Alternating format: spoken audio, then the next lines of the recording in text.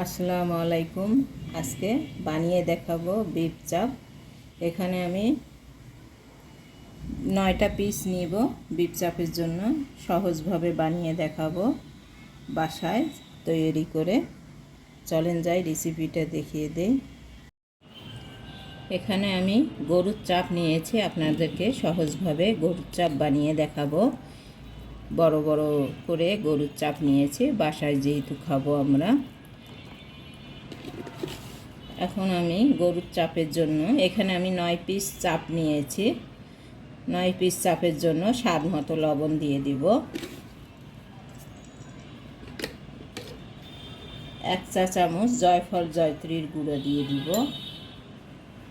2 চা চামচ গরম লাল মরিচের গুঁড়ো দিয়ে দিব।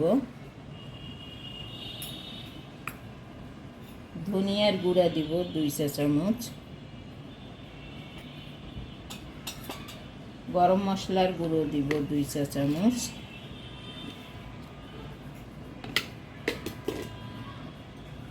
ব্ল্যাক পেপার দিয়ে দিব 1 চা চামচ। টক দই, পেঁয়াজ আর পেঁপে বাটা দিয়েছি এখানে।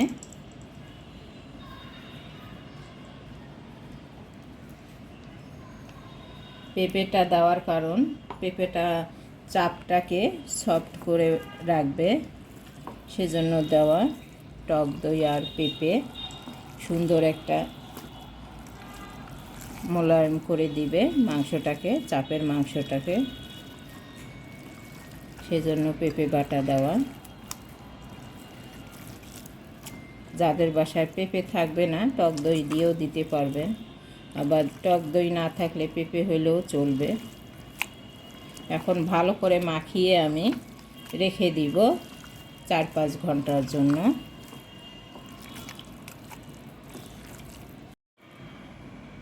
আমি সারা রাত বিফ চাপটা আমি ঢেকে রেখে দিয়েছিলাম সারা রাতের জন্য।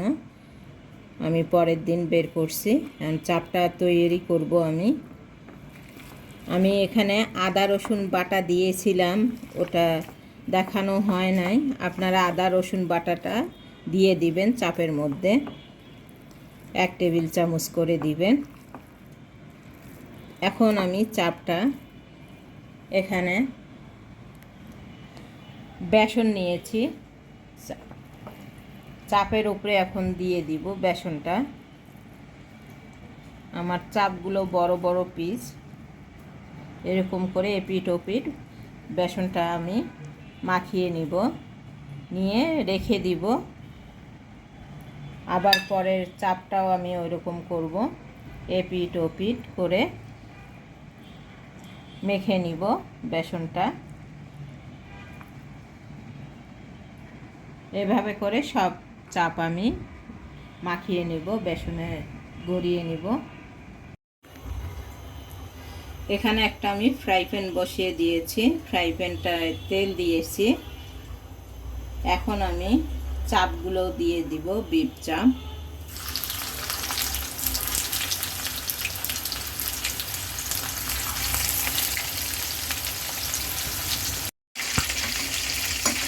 এখন আমি চাপটা উঠিয়ে দিব। 2টা করে চাপ দিয়েছি ভাজার জন্য, বড় বড় চাপ 2টা লাগবে দিতে। এখন উল্টিয়ে দিলাম। চাপটা আমি তুলে নিয়েছি। এখন আমি আবারও দিব চাপ।